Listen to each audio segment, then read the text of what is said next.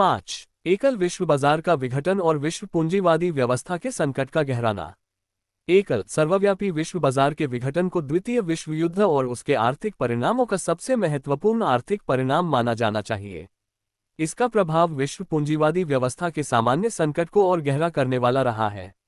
द्वितीय विश्व युद्ध भी इसी संकट का परिणाम था। युद्ध में आमने सामने आए दोनों पूंजीवादी गठबंधनों में से प्रत्येक ने अपने विरोधी को हराने और विश्व वर्चस्व हासिल करने की योजना बनाई थी। इसी में उन्होंने संकट से बाहर निकलने का रास्ता तलाशा।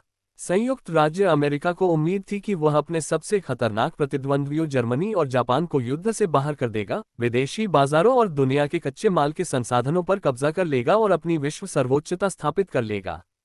लेकिन युद्ध ने इन उम्मीदों को सही नहीं ठहराया। ये सच है कि जर्मनी और जापान को तीन प्रमुख पूंजीवादी देशों अमेरिका, ग्रेट ब्रिटेन और फ्रांस के प्रतिस्पर्धियों के रूप में कार्रवाई से बाहर कर दिया गया था। लेकिन उसी समय चीन और अन्य यूरोपीय लोगों के लोकतंत्र पूंजीवादी व्यवस्था से अलग हो गए और सोवियत संघ के साथ मिलकर पूंजीवाद के शिविर का सामना करने वाले एक एकजुट और शक्तिशाली समाजवादी शिविर का गठन किया। दो विपरीत शिविरों के अस्तित्व का आर्थिक परिणाम ये हुआ कि एकल सर्वव्यापी विश्व बाजार बिखर गया, जिससे अब हमारे पास दो समानांतर विश्व बाजार हैं जो एक दूसरे का सामना कर रहे हैं। ये ध्यान दिया जाना चाहिए कि अमेरिका तथा ग्रेट ब्रिटेन और फ्रांस ने बेशक स्वयं की इच्छा के बिना नए समानांतर विश्व बाजार के निर्माण और सुदृढ़ीकरण में योगदान दिया। उन्होंने यूएसएसआर, चीन और यूरोपीय लोगों के लोकतंत्रों पर आर्थिक नाकाबंदी लगाई जो मार्शल योजना प्रणाली में शामिल नहीं हुए, ये सोचकर कि ऐसा करके उनका गला घोंट दिया जाएगा। हालांकि इसका प्रभाव गला घोंटना नहीं था, बल्कि नए विश्व बाजार को मजबूत करना था।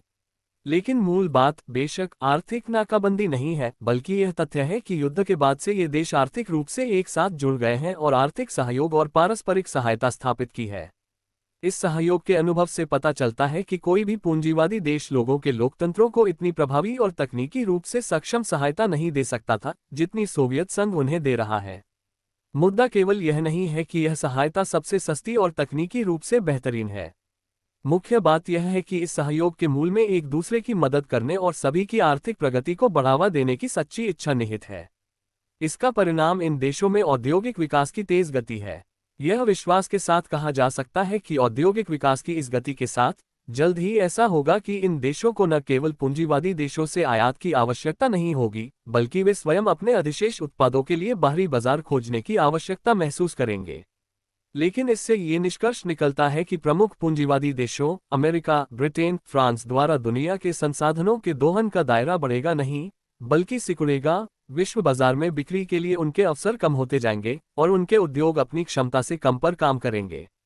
वास्तव में विश्व बाजार के विघटन के संबंध में विश्व पूंजीवादी व्यवस्था के सामान्य संकट के गहराने का यही अर्थ है। ये बात खुद पूंजीपतियों को भी महसूस हो रही है, क्योंकि उनके लिए यूएसएसआर और चीन जैसे बाजारों के नुकसान को महसूस न करना मुश्किल होगा। वे इन कठिनाइयों को मार्शल योजना, कोरिया में युद्ध, उन्मत्त पुनःशस्त्रीकरण और औद्योगिक सैन्यीकरण के साथ दूर करने की कोशिश कर रहे हैं। लेकिन ये बिल्कुल वैसा ही है जैसे डूबते हुए आदमी को तिनके का सहारा लेना पड़ता है। इस स्थिति ने अर्थशास्त्रियों के सामने दो प्रश्न खड़े कर दिए हैं। क्या ये कहा जा सकता है कि पूंजीवाद के सामान्य संकट के दौर में बाजारों की सापेक्षिक स्थिरता के बारे में द्वितीय विश्व युद्ध से पहले स्टालिन द्वारा प्रस्तुत की गई थीसिस अभी भी मान्य है? क्या ये पुष्टि की जा सकती है कि 1916 के वसंत में लेनिन द्वारा प्रतिपादित थीसिस अर्थात पूंजीवाद के क्षय के बावजूद कुल मिलाकर पूंजीवाद पहले की तुलना में कहीं अधिक तेजी से बढ़ रहा है, अभी भी मान्य है? मैं समझता हूं कि ऐसा नहीं हो सकता। द्वितीय विश्व युद्ध के कारण जो नई परिस्थितियां पैदा हुई हैं, उन्हें देखते हुए इन दोनों सिद्धांतों को अपनी वैधता खोते हुए माना जाना चाहिए।